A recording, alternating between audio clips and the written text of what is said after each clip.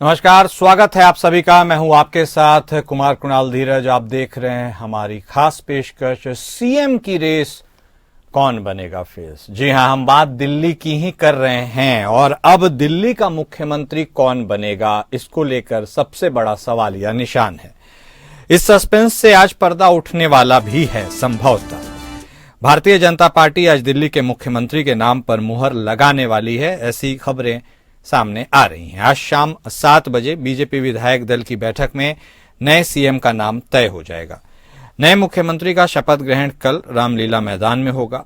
BJP ने पहले तय किया था कि दिल्ली के नए मुख्यमंत्री का शपथ ग्रहण समारोह 20 फरवरी की शाम 4:30 बजे होगा। हालांकि बाद में समय बदलकर दिन के 12 बजे कर दिया गया। इसमें बीजेपी शासित राज्यों के मुख्यमंत्रियों सहित बीजेपी के शीर्ष नेताओं के शामिल होने की संभावना है। हालांकि बिहार के सीएम नीतीश कुमार इस शपथ ग्रहण समारोह में शामिल नहीं हो रहे हैं। बताया जा रहा है कि नीतीश कुमार बिहार चुनाव से पहले प्रगति यात्रा में व्यस्त हैं, इसलिए वो नहीं आएंगे। दिल्ली के नए मुख्यमंत्री के नाम के ऐलान से पहले कई नेताओं का नाम इस रेस में बताया जा रहा है।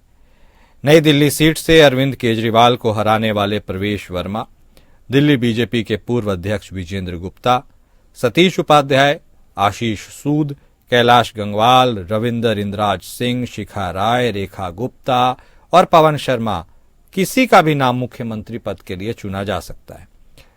हालांकि कई सूत्र मनोज तिवारी का नाम भी आगे बढ़ा रहे हैं। चुनावों में जीत हासिल करने के बाद सीएम पद का नाम तय करने में अब बीजेपी वक्त लेती है। 2014 में देवेंद्र फडणवीस, 2017 में योगी आदित्यनाथ, मध्य प्रदेश में मोहन यादव, राजस्थान में भजन लाल शर्मा, इन सबके नाम का ऐलान इसका एक उदाहरण है।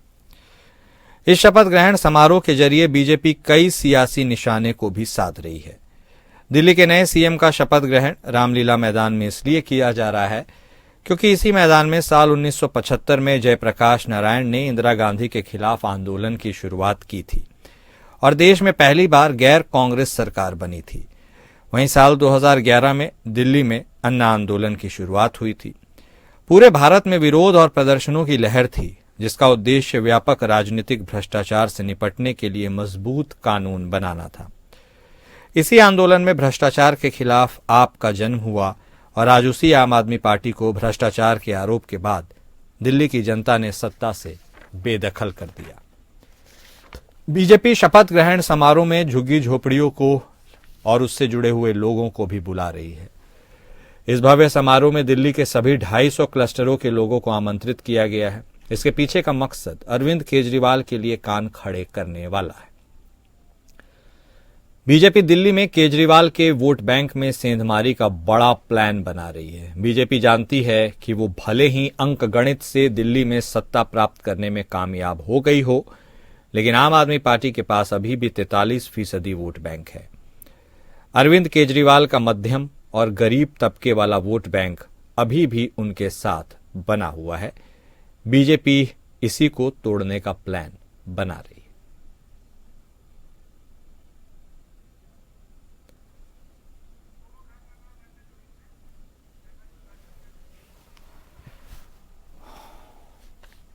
और किसके नाम पर लगेगी मुहर, ऑफिशियली इस बात का पता आज चल जाएगा, लेकिन चुनावी नतीजे आने के बाद काफी वक्त निकल गया है और अब ऐसा लगता है कि भारतीय जनता पार्टी के लिए ये एक नया नॉर्मल है।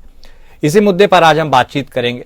हमारे साथ हमारे खास मेहमान जुड़ चुके हैं। हमारे साथ भारतीय जनता पार्टी के तरफ से बतौर नेता प्रदीप सिंह जी जुड़ गए हैं।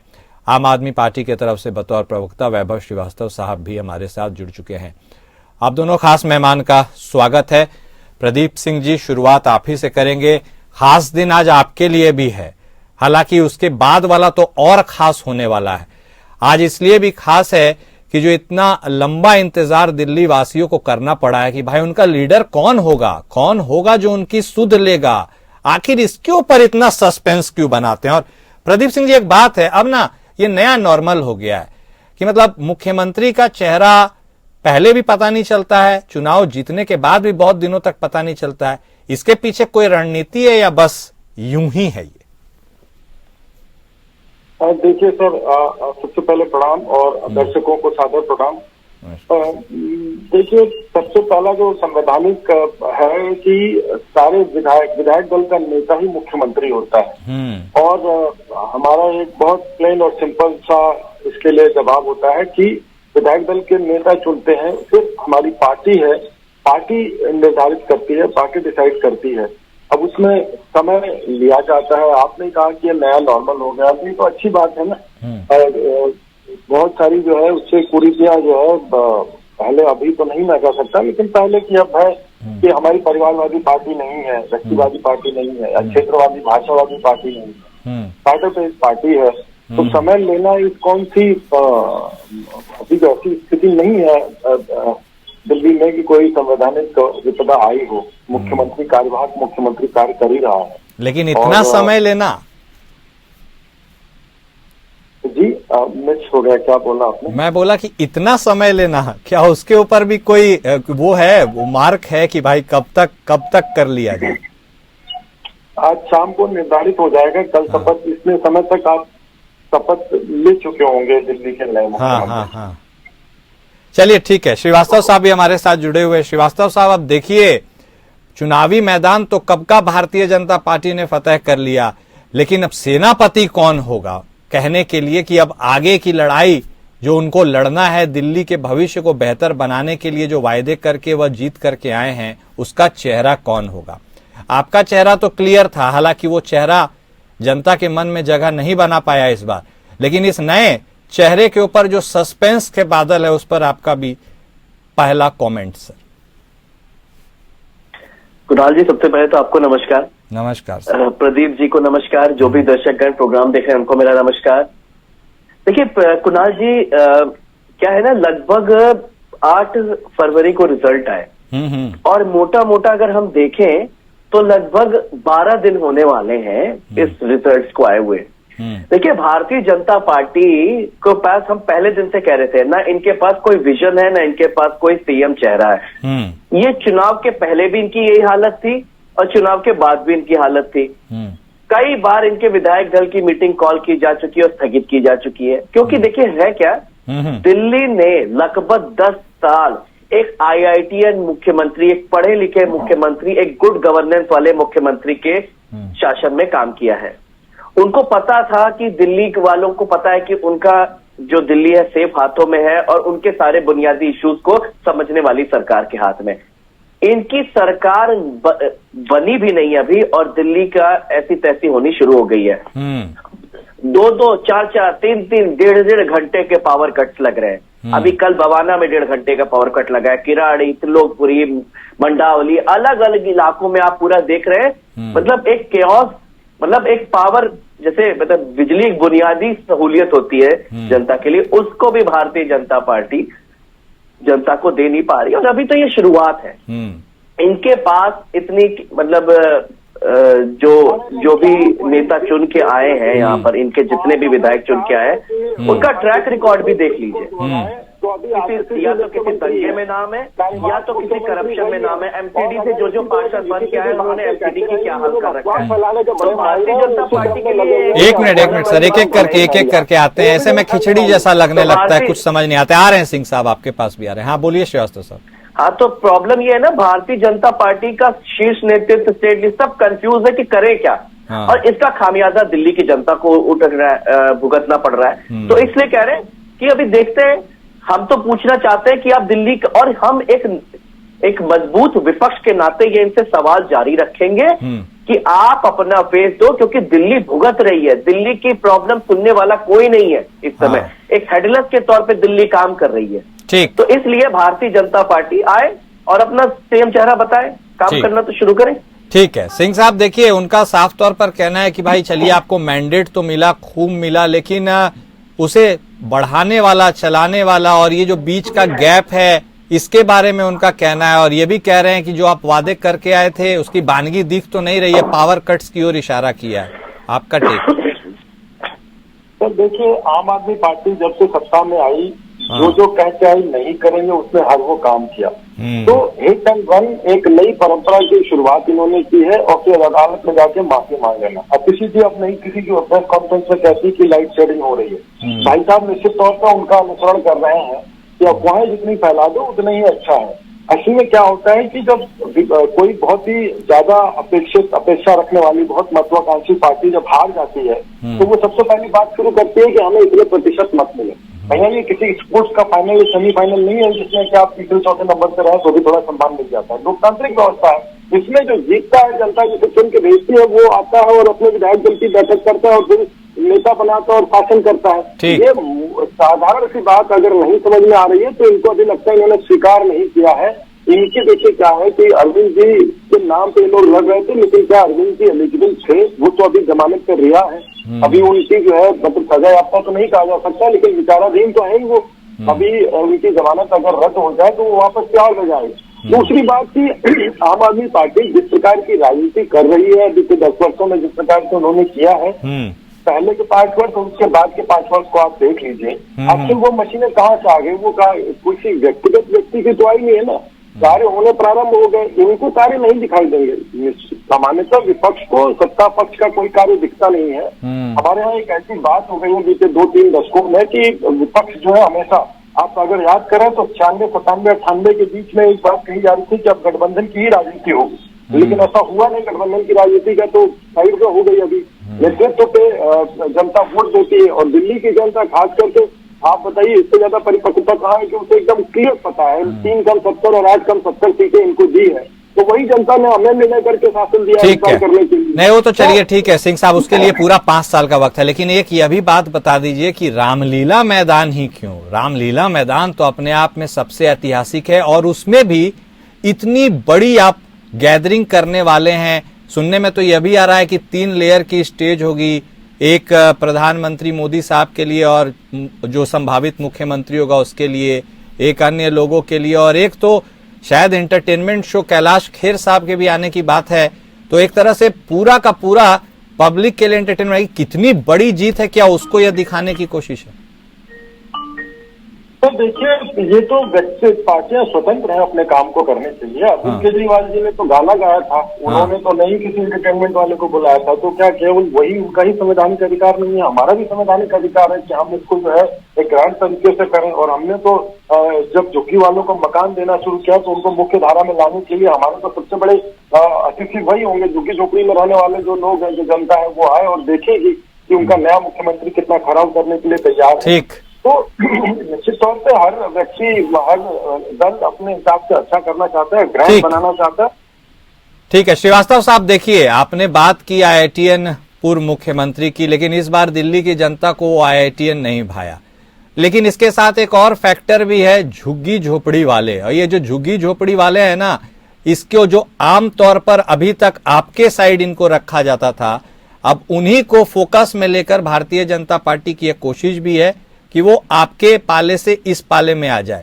देखिए इतना बड़ा अरेंजमेंट होने वाला है, न्योता गया 250 क्लस्टर्स को, सबको शायद पक्का मकान देने की बात तो खैर कहते ही आए। ऐसे में आपको लग रहा है अब आपको अपनी जमीन, राजनीतिक जमीन बचाए रखने के लिए भी बहुत बड़ी चुनौती है। वोट शेयर तो आपके पास है लेकिन सीट नहीं है सर। ये कुणाल जी है क्या इनका मतलब कैसा डुअल फेस मैं आपके सामने दिखाता हूं। ये अभी आपने अपने ओपनिंग रिमार्क्स में भी कहा और अभी हमारे भाजपा के मित्र भी कह रहे थे ये बात कि हम झुग्गी झोपड़ी वालों को अतिथि के तौर पे बुला रहे हैं, 250 क्लस्टर्स के लोगों को बुला रहे हैं, इनको साथ रहे हैं, झुग्गी वालों को एकदम भगवान मान लिया है। और इनका डबल फेस देखिए, अभी 2 दिन पहले इन्होंने वजीरपुर इंडस्ट्रियल एरिया की झुग्गी तोड़ डाली अपने DDA के बुलडोजरों के माध्यम से।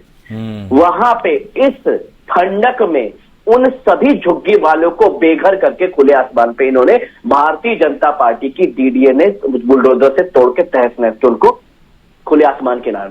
तो ये होता है, ये है भारतीय जनता पार्टी का चेहरा। और अरविंद केजरीवाल और आम आदमी पार्टी को किस छल प्रपंच और सारे बेजा मिसयूज करके एजेंसीज का कैसे हराएगा, ये तो चर्चा का विषय। आगे आएंगी खबरें, अभी आज हम कुछ नहीं कह रहे हैं क्योंकि हम तो हो सकता है बायस्ड हो। अभी कई सारे पत्रकार इस तरह सब लोग अपनी रिपोर्ट लेके आ रहे हैं, आपको दिख जाएगा किस तरह का घटिया और गिरे स्तर की राजनीति भारतीय जनता पार्टी श्रीवास्तव ने साहब, आप दिल्ली में सब की है। कुछ जानते हैं, सब कुछ जान के भी आप दिल्ली की जमीन नहीं बचा पाए। अब निशाना, अगला टारगेट आपका पंजाब है, बचा लीजिएगा।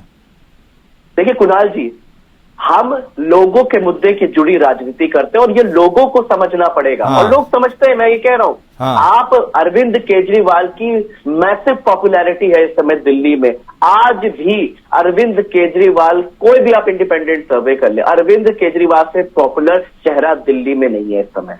अरविंद केजरीवाल के ऊपर लोगों का भरोसा है। मात्र 2% के वोट शेयर की वजह से हम सरकार नहीं बना पाए। तो ये कोई इतना मतलब भारतीय जनता पार्टी निश्चिंत रहे, हम ऐसे विपक्ष की भूमिका निभाएंगे, इनको मजबूर होके वो सारे काम करवाएंगे जिससे, और इनको भागने का मौका नहीं देंगे।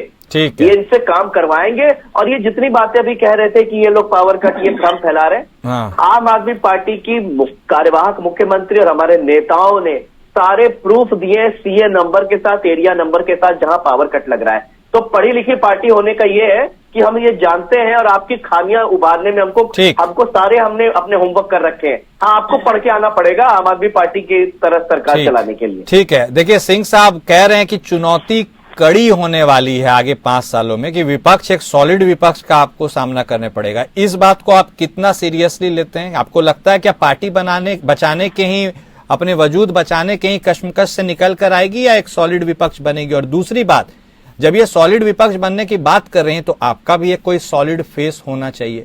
सर, इतने सारे नाम हैं, फिजा में तैर रहे हैं, आखिर किसकी पर्ची कटेगी? कौन होगा वो? कोई प्रवेश वर्मा बोलता है, कोई कुछ बोलता है।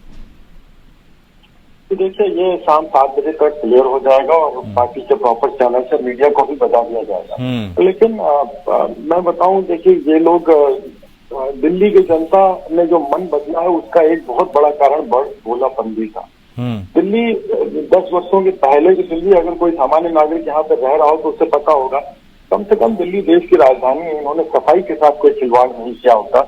एमसीडी के चुनाव में ये बोलते थे कि हम जो कूड़े का मॉडल लेकर के घूमते थे, केवल बोलना, केवल बोलना, केवल बोलना। और आपने एक प्रश्न पूछा, पंजाब में बचा पाएंगे कि नहीं बचा पाएंगे? अभी हम पर्दे के पीछे के खेल तो बहुत तेजी से चल रहे हैं, वहां की बातें अभी आई नहीं है। हर पार्टी का इंटरनल मामला होता है, मैटर होता है। तो अभी तो पार्टी शुरू हुई है, अभी तो चलने दीजिए ना। जब थोड़ा सा चीजों को सरफेस पे आने दीजिए, फाइलें खुलेंगी, पुरानी करतूतें खुलेंगी। कितनी समझदारी से कि 10 करोड़ के ऊपर का अगर फाइल जाती तो एलजी के नजर में आती, समझदारी से 9.99 लाख तक का 9 करोड़ 99 लाख तक का बिल भेजा, 10 करोड़ का नहीं भेजना। तो ये सारी समझदारियां IITL को जो है बड़ी आसानी से आ गई। लेकिन जनता की लफ्ज नहीं समझ पाए। हर साल जब तक आप शासन में नहीं थे तो पराली जलती थी तो पंजाब से प्रॉब्लम होती थी। फिर जब हुई तो दूसरा आविष्कार किया, वो भी फेक निकला, उसका कोई औचित्य नहीं निकला। और उसके बाद जो है आप जो कहते थे नहीं करेंगे आप लोग, वो क्या? तो क्या जनता को आप मूर्ख समझते हैं क्या? तो चर्चा कर देने से और उसमें देखने से जनता रियलिटी को देखती है, जो इम्प्लीमेंट होता है उसको देखती है। ठीक है, और आप इम्प्लीमेंटेशन में एकदम से जीरो रहे, जीरो जिसे कहा जाए। ठीक। श्रीवास्तव साहब, देखिए, साफ तौर पर कह रहे हैं अभी तो पार्टी शुरू हुई है, तो इस पार्टी में कौन मस्ती में गाना बजाएगा, कौन गाएगा, कौन भाग जाएगा, अब आपको जैसे समझना है समझिए।